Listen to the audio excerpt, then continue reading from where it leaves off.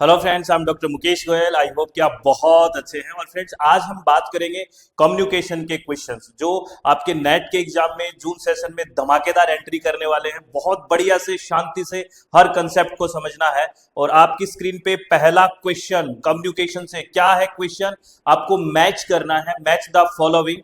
आपको इधर दिया हुआ है ग्रुप इन कम्युनिकेशन, जिसमें primary group, self help group, learning group और पब्लिक ग्रुप दिया हुआ है। यानी कि प्राथमिक समूह, स्वयं सहायता समूह और सीखने वाला समूह और सार्वजनिक समूह। इसके साथ उसकी जो कैरेक्टरिस्टिक्स है यानी कि उसकी विशेषता है उसको मैच करना है।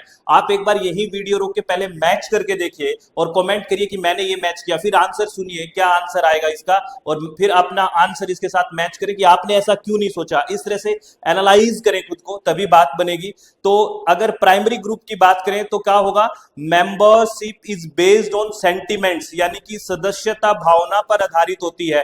प्राइमरी ग्रुप जो होगा जो अपने निकट संबंधियों के साथ होता है, फैमिली, जहां पे सेंटिमेंट्स जुड़े होते हैं, तो that will be the primary group. याद रखना वो प्राथमिक समूह होगा। यानी कि ए के साथ 3 मैच हो रहा है, तो 2 ऑप्शन ऐसे हैं, ए के साथ 3 मैच हो रहा है, फर्स्ट और फोर्थ। तो सेकंड ऑप्शन ये कट गया और थर्ड ऑप्शन कट गया। अब बात करते हैं सेल्फ हेल्प ग्रुप यानी कि स्वयं सहायता समूह की बात करें तो ये किसके साथ मैच होगा, all members have a common problem. जब आपकी प्रॉब्लम कॉमन है, समस्या एक जैसी है, तो आपस में हेल्प, सेल्फ हेल्प ग्रुप यानी कि बी के साथ हम मैच करेंगे 4 को। स्वयं सहायता समूह के साथ होगा सभी सदस्य, जो सदस्य हैं उनकी एक सामान्य समस्या होती है, तो बी के साथ 4 हो गया। ऐसा जो ऑप्शन है वो मेरे को फर्स्ट ऑप्शन ही दिख रहा है, ए का 3, बी का 4। लेकिन ये लिख के रखना इन समूह के आगे, बहुत इंपॉर्टेंट क्वेश्चन है ये। लर्निंग ग्रुप की बात करें तो क्या होगा, जो मेंबरशिप स्किल की बात जहां होगी वहां कौशल यानी कि लर्निंग, तो सीधा से बात है goal is to improve member skills, यानी कि सी का आंसर हो गया 2। कीवर्ड्स को पकड़ना है। और डी का पब्लिक ग्रुप की बात करें तो मेंबर, जहां पे देखो ऑडियंस आ गया और पब्लिक आ गया, यहां दिख रहा है ना, members interact with one another to benefit audience, तो ये यहां पे आ गया। तो राइट ऑप्शन फर्स्ट आ गया। बहुत बढ़िया।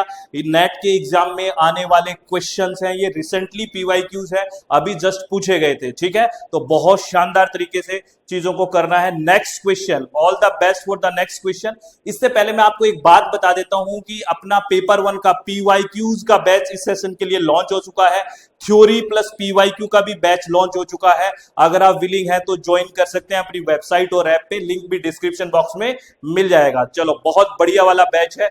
अब इस क्वेश्चन की बात करते हैं। ये क्वेश्चन क्या कहता है, असर्शन में रीजनिंग का क्वेश्चन है।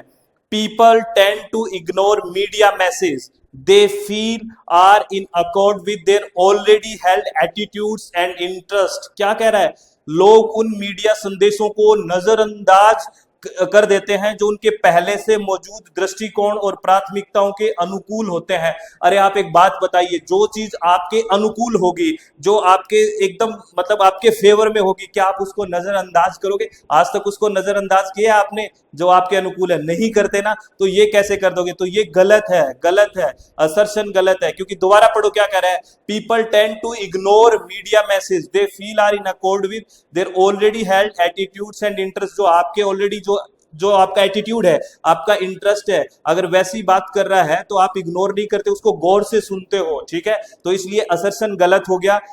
आर रीजन क्या कह रहा है, selective exposure theory suggest that audience tend to match their choice to of media channel and content to their own taste, ideas and information needs। क्या कह रहा है, चयनात्मक प्रदर्शन सिद्धांत यह सुझाव देता है कि दर्शक अपने स्वयं के स्वाद, विचारों और सूचनात्मक आवश्यकताओं के अनुसार मीडिया चैनलों और सामग्री के चयन को मिलाना पसंद करते हैं। बिल्कुल आप सिलेक्टिव, जो आपके फेवर या आपके अकॉर्डिंग बात कर रहे हैं उसको बहुत इंटरेस्ट से सुनते हो, यही तो होता है सिलेक्टिव एक्सपोजर थ्योरी। अलग से भी क्वेश्चन पूछ लेते हैं कि सिलेक्टिव एक्सपोजर थ्योरी क्या होती है, कि आप अपने अकॉर्डिंग चीजें, जो आपके अनुसार बात कर रहे हैं, आपके इंटरेस्ट की बात कर रहे हैं, वहां झुकाव होता है।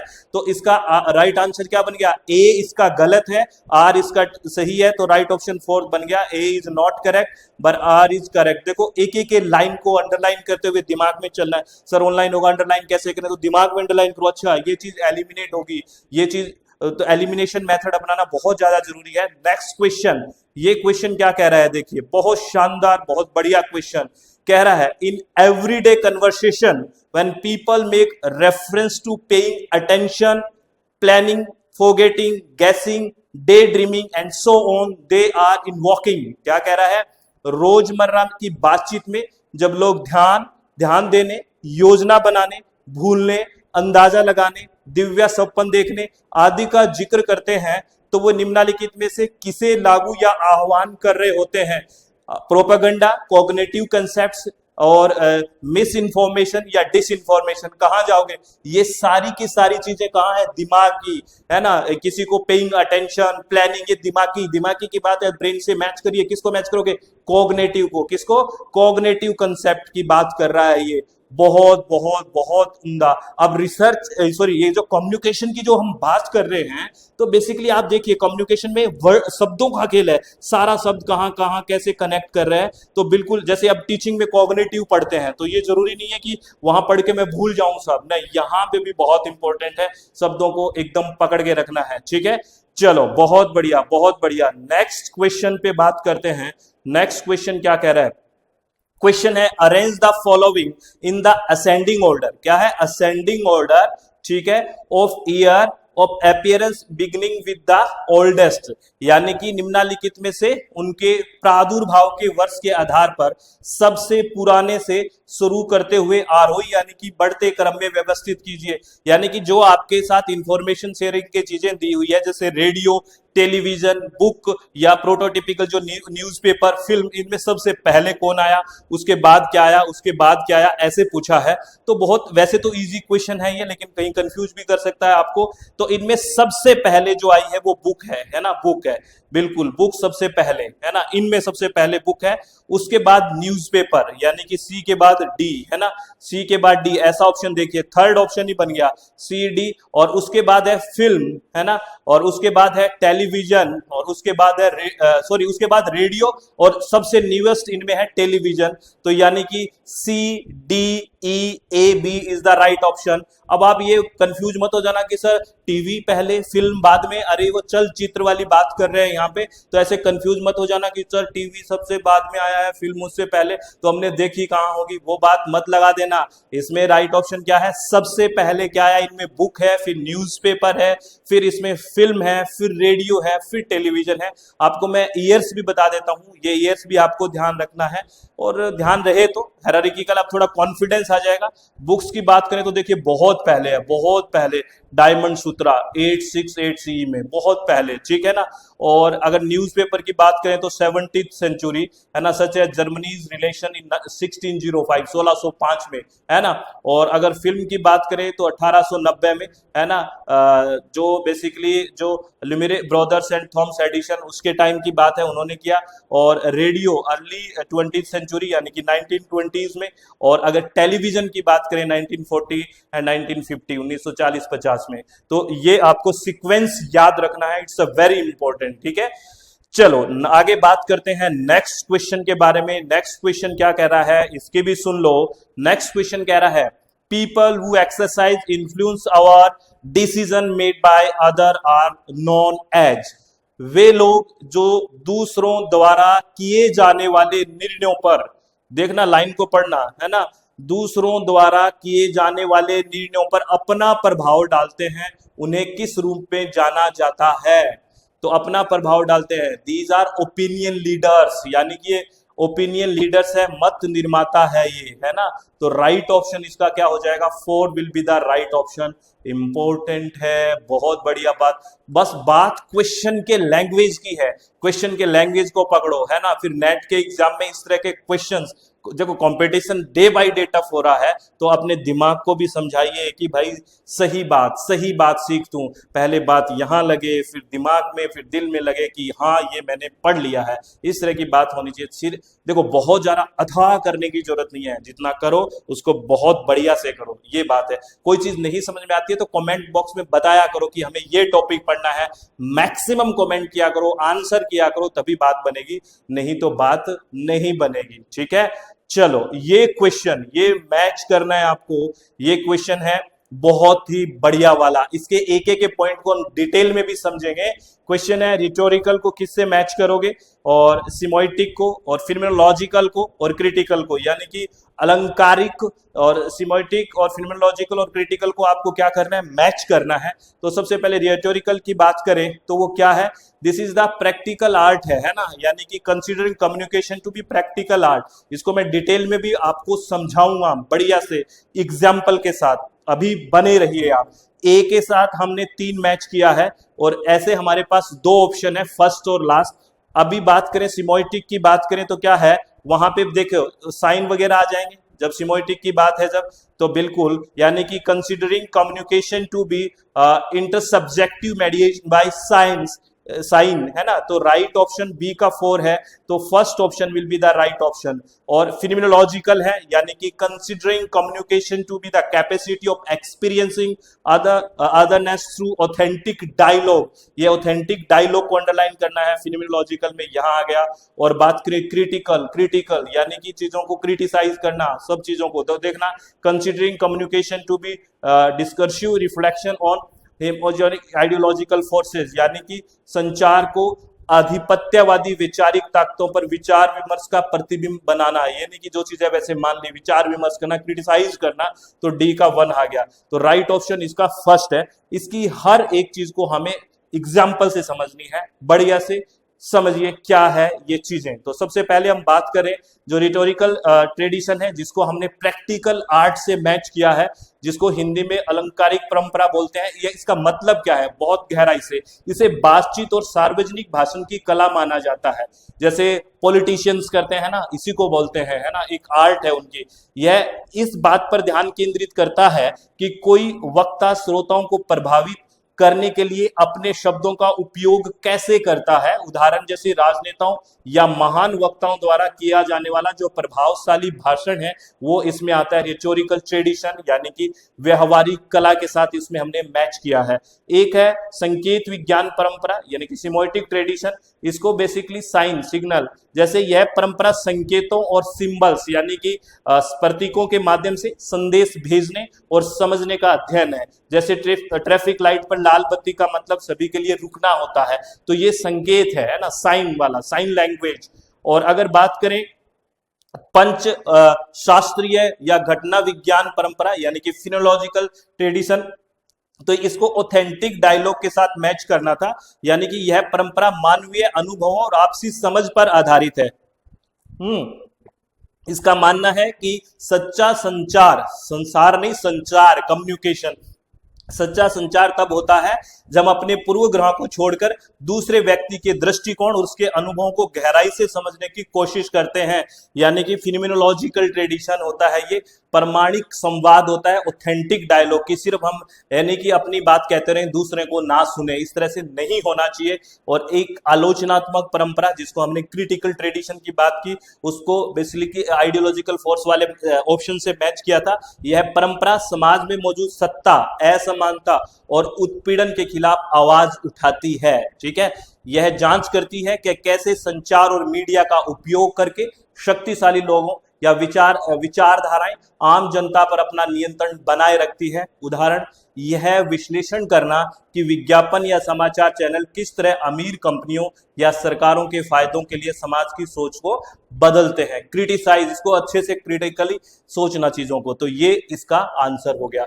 चारों चीजों को अच्छे से लिख लेना, ये एग्जाम में अगेन पूछे जाएंगे, रिपीट होने वाली चीजें हैं, तो प्लीज। और ऐसे देखो, कम्युनिकेशन को हम नॉर्मली आप कितना पढ़ के जाते हो, फॉर्मल कम्युनिकेशन, इनफॉर्मल कम्युनिकेशन पढ़ लिया सर हमने, डायरेक्शन पे हमने पढ़ लिया, हॉरिजॉन्टल पढ़ लिया, डायग्नोस्टिकल पढ़ लिया, अपवर्ड पढ़ लिया, डाउनवर्ड पढ़ लिया, है ना, ये पढ़ लिया सर हमने। फिर पब्लिक कम्युनिकेशन पढ़ लिया, इंटर कम्युनिकेशन इंट्रा पढ़ लिया, है ना, मास कम्युनिकेशन पढ़ लिया, मास मीडिया थोड़ा सा पढ़ लिया। ऐसे काम नहीं चलेगा, इनकी थ्योरीज पे भी काम करना होगा। बढ़िया बढ़िया वाले क्वेश्चंस आ रहे हैं, तो बढ़िया बढ़िया क्वेश्चन के लिए बढ़िया बढ़िया तैयारी करनी पड़ेगी। ठीक है, ये क्वेश्चन देखिए, ये क्वेश्चन असर्शन रीजनिंग का क्वेश्चन है। कह रहा है people who hold view contrary to those dominate in the media keep those view to themselves। क्या कह रहा है, देखिए, जो लोग मीडिया में प्रचलित यानी कि जो डोमिनेंट विचार है उनके विपरीत विचार रखते हैं, वे उन विचारों को अपने तक ही सीमित रखते हैं, है ना, और इसका रीजन दिया है क्यों सच पीपल फियर आइसोलेशन और separation from those around them. ऐसे लोग अपने आसपास के लोगों से अलग थलग होने या समाज से बहिष्कृत होने का डर होता है। बिल्कुल दोनों बात ठीक है। आपके दिमाग में भी कुछ बात आती होगी कि ऐसा ठीक नहीं हो रहा, ये ठीक नहीं हो रहा, लेकिन हम दबा लेते हैं कि अगर सच बोल दिया तो निकाल के फेंक दिए जाओगे इस सिस्टम से, इस समाज से, मैं आइसोलेट तो नहीं हो जाऊंगा। ये बात होती है कि नहीं, बताइए। बिल्कुल व्यवहारिक क्वेश्चन है, बिल्कुल बिहेवियर में आने वाला क्वेश्चन है, तो इसका ए भी ठीक है, आर भी ठीक है और करेक्ट एक्सप्लेनेशन है बिल्कुल। तो first option will be the right option. देखो जबरदस्त क्वेश्चन बनाया है ना, बिल्कुल जबरदस्त क्वेश्चन है, ठीक है। चलो बहुत बढ़िया, नेक्स्ट क्वेश्चन पे बात करते हैं। और आपकी पढ़ाई कैसी चल रही है एक बार ये कमेंट में पक्का बता दो, ठीक है। अगर बताओगे तो मुझे पता तो चलेगा कि आपस में कुछ बातें भी कर रहे हैं हम। मैं सीधा बोलता जाऊं, आप तो अगर पढ़ ही नहीं रहे तो क्या बात है इतना चिल्लाने का, इतना सब तैयारी करने का। पढ़ रहे हो ना, सच्ची सच्ची बताओ। और आप कमेंट में बताया करो कि हमें ये टॉपिक चाहिए, इस पे बात करिए, ये और हमें पढ़ना है, तो हम पूरी पढ़ाई करते रहेंगे। तो प्लीज आप मैक्सिमम जुड़े रहिए। Next question, active audience theories focus on assessing what. सक्रिय दर्शक यानी कि जो एक्टिव ऑडियंस सिद्धांत यह आकलन करने पर ध्यान केंद्रित करते हैं कि क्या, कि पीपल डू विद मीडिया। पहला ही ऑप्शन मिल गया, लोग मीडिया के साथ क्या करते हैं। बेसिकली एक्टिव हमें बताया गया ना, ऑडियंस को एक्टिव बताया गया, तो लोग मतलब हम क्या करते हैं मीडिया के साथ, यही क्वेश्चन का आंसर बन गया। यानी कि पीपल डू विद मीडिया, लोग मीडिया के साथ क्या करते हैं, ठीक है ना। बहुत बढ़िया, बहुत। और तो बाकी की बात नहीं आएगी इस क्वेश्चन में। नेक्स्ट क्वेश्चन, ये थ्योरी से क्वेश्चन आने लग गए हैं तो ये थ्योरी याद रखनी है। क्वेश्चन है, the theory that argues that media can have a strong influence in deciding the small number of public problems और issues that people will think about at any given point in time is. क्या है वह सिद्धांत जो यह तर्क देता है कि मीडिया किसी भी समय लोगों द्वारा सोची जाने वाली सार्वजनिक समस्याओं या मुद्दों की सीमित संख्या को तय करने में गहरा प्रभाव डाल सकता है, कहलाता है। इस क्वेश्चन की गहराई को समझिए, कितनी सच्चाई बताई है इसने। तो इसको बोलते हैं एजेंडा सेटिंग थ्योरी। ये एजेंडा सेटिंग थ्योरी है और बहुत इंपॉर्टेंट है, बहुत इंपॉर्टेंट है भाई, ठीक है। आपको एक होमवर्क दे रहा हूं, आपको बस एक बार सर्च करके ये बताना है कि एजेंडा सेटिंग थ्योरी दी किसने। एक बार प्लीज बताना सब कमेंट करके कि ये थ्योरी दी किसने है, एजेंडा सेटिंग थ्योरी। बताओगे कि नहीं बताओगे, ठीक है। सारे दिन लगे रहते हो इस पे, किट पिट किट किट पिट किट, है ना। किसी किसी को व्हाट्सअप करना, ये देखना वो देखना, तो थोड़ा कमेंट पढ़ाई वाली बात भी कर दिया करो, है ना। जब अपने फायदे के लिए ना, और पढ़ाई के लिए सेल्फिश होना कोई बुरी बात नहीं है। छोड़ दो एक बार उसको, सबको छोड़ दो। किसको छोड़ दें सर? अरे जो पढ़ाई डिस्टर्ब कर रहा है उसको छोड़ दो एक बार। पढ़ाई करके फिर सब आपके पास आ जाएंगे। एक बार करो तो सही जेआरएफ और नेट क्वालिफाई, ऐसे इधर उधर घूमोगे तो दिक्कत हो जाएगी। प्लीज ट्राई टू अंडरस्टैंड, है ना। सब आपके साथ होंगे जब आपके साथ कामयाबी होगी। एक बार कामयाबी को ढूंढो, फिर सब आपको ढूंढ लेंगे, है ना। चलो नेक्स्ट क्वेश्चन असर्शन रीजनिंग का है। The influence of mass media is rarely direct. बहुत शानदार, कह रहे जनसंचार माध्यमों का प्रभाव शायद ही कभी प्रत्यक्ष होता है। आप इस बात को मैं ना बिल्कुल सच्चाई से समझा देता हूं आपको। ये बात बिल्कुल ठीक है, आपको गलत लग रही होगी, आपको लगता है कि डायरेक्ट इन्फ्लुएंस करता है। डायरेक्ट नहीं करता। आपका जो सर्कल होता है वो एज ए मीडिएटर काम करता है। वो बताता है ये ऐसा कह रहा है, ये कह रहा है, ये कह रहा है, ये बात, वो बहुत चीजें प्रभाव करती है, फिर उसका इफेक्ट पड़ता है, तो इनडायरेक्ट पड़ता है। तो the influence of mass media is rarely direct. हाँ रेयरली डायरेक्ट, तो बिल्कुल ठीक बात है, रेयरली डायरेक्ट है ना। डायरेक्ट नहीं है, रेयरली डायरेक्ट है। यानी कि जनसंचार माध्यमों का प्रभाव शायद ही कभी प्रत्यक्ष होता है, बिल्कुल ठीक बात है। इसका रीजन है, क्यों है, देखिए। According to limited effect theory, ये थ्योरी है limited effect theory. According to that वो असर्शन सही है ना। और वैसे भी आपको व्यवहार में भी ये ठीक लगता होगा। Media effects are almost always mediated by group membership और रिलेशनशिप। जो आपके आसपास है उनसे भी बहुत प्रभावित होकर फिर मीडिया, यानी कि सीमित प्रभाव सिद्धांत के अनुसार मीडिया के प्रभाव लगभग हमेशा समूह की सदस्यता या पारस्परिक संबंधों द्वारा मध्यस्थ होते हैं। तो ए भी ठीक है, आर भी ठीक है, और आर ए का सही से एक्सप्लेनेशन है, ये हो गया। अगर आपको लगता है ऐसा नहीं है ना, तो इस थ्योरी ने जो कहा है वो मानना पड़ेगा। अगर आपको कहीं दिमाग लग गया ऐसा नहीं है सर डायरेक्ट करती है, तो बहस करने की जरूरत नहीं है। इस थ्योरी से एक क्वेश्चन है लिमिटेड इफेक्ट थ्योरी ये मानती है, तो राइट ऑप्शन हो गया बिल्कुल, यूजीसी ने यही राइट ऑप्शन माना है, आपको भी मानना है, ठीक है। हम बिल्कुल एक्यूरेसी पे कंप्लीट ध्यान देते हैं, एक भी चीज इधर उधर नहीं, जो यूजीसी मानती है उसके अकॉर्डिंग हम चलते हैं बिल्कुल बढ़िया तरह से, ठीक है। तो राइट ऑप्शन इसका फर्स्ट हो गया। आगे बात करते हैं नेक्स्ट क्वेश्चन की। नेक्स्ट क्वेश्चन क्या कहता है, देखिए नेक्स्ट क्वेश्चन कह रहा है McLuhan's conception of a new form of social organisation emerging due to instantaneous जो electronic media connecting the entire world into one great social political and cultural system is known as, कह रहा है पूरे विश्व को एक महान सामाजिक, राजनीतिक और सांस्कृतिक व्यवस्था में जोड़ने वाले त्वरित इलेक्ट्रॉनिक मीडिया के कारण उभर रहे सामाजिक संगठन के एक नए रूप के बारे में मैकलुहान की अवधारणा को किस रूप में जाना जाता है। मैकलुहान ने सबको एक ग्लोबल विलेज बोल दिया है कि अब सब ग्लोबल विलेज हो चुका है, तो ये ही राइट ऑप्शन हो गया, ग्लोबल विलेज। कितना बढ़िया है ना, कितना इंपॉर्टेंट है, कितनी सही बात है आज के दौर में। अब पता है आज के दौर में इतना फ्रस्ट्रेशन का कारण क्या है, मुझे तो लगता है फ्रस्ट्रेशन का कारण आजकल सोशल मीडिया हो गया। कारण क्यों, पहले क्या है, कंपटीशन किससे होता था, आसपास के लोगों से, आपके पड़ोसी से, थोड़े बहुत रिश्तेदारों से जो कभी कभी मिलते थे। अब क्या है, ग्लोबलाइजेशन के दौर में आपको यूएस में बैठा है कोई, उसके पास भी पता है क्या है, कहीं और बैठा है उसके पास भी पता है। अब कंपटीशन सबके साथ हो गया, इतना कंपटीशन कैसे सबसे आगे कैसे निकलोगे, है ना। तो फ्रस्ट्रेशन आएगी ना, तो अपना इप्सेटिव असेसमेंट किया करो, अपने आप का आकलन। हम बात करते हैं ना असेसमेंट की, तो इप्सेटिव की, मैं पहले कैसा था, क्या किया, अब मैं क्या करूं, इतना करो, तब फ्रस्ट्रेशन नहीं आएगी। खुद में सुधार करने की कोशिश करो, ठीक है, और बढ़िया से पढ़ाई किया करो प्लीज। और आप कमेंट करते रहो, बताते रहो, सब बढ़िया लग रहा है तो आप लाइक शेयर सब्सक्राइब बिल्कुल करते रहो, ये तो सब फ्री की बातें हैं और हमें इससे कॉन्फिडेंस मिलता है और एथिकल चीजें भी है, ठीक है। चलो अब मैं आपको बता देता हूं, आपको पता है कि हमारा जो ये एग्जाम होने वाला है जून सेशन, इसके लिए पीवाईक्यूज का बैच लॉन्च हो चुका है, थ्योरी प्लस पीवाईक्यू का बैच लॉन्च हो चुका है। अगर आपको ज्वाइन करना है तो अपनी वेबसाइट www.swmg.in या प्ले स्टोर में मोबाइल ऐप है SWMG, और आपको नीचे कॉन्टैक्ट नंबर भी दिए हुए हैं, यहाँ व्हाट्सएप या कॉल करके जानकारी ले सकते हैं, और लिंक भी डिस्क्रिप्शन बॉक्स में मिल जाएगा, तो आप आराम से हमसे जुड़ सकते हैं। और एक बात आपको ध्यान रखनी है कि अपने चित्त को शांत रखना है, अपने चित्त को शांत रखें, बी काम, बी रिलैक्स, सब अच्छा होगा। बस ईमानदारी से काम करते रहिए, फोकस्ड रहिए, रेगुलर रहिए और अपने आप में सुधार करने की कोशिश कीजिए, ज्यादा दूसरों से कंपटीशन की भावना मत रखिए। तो बहुत बहुत धन्यवाद, thank you, thanks a lot friends, take care, be happy, धन्यवाद।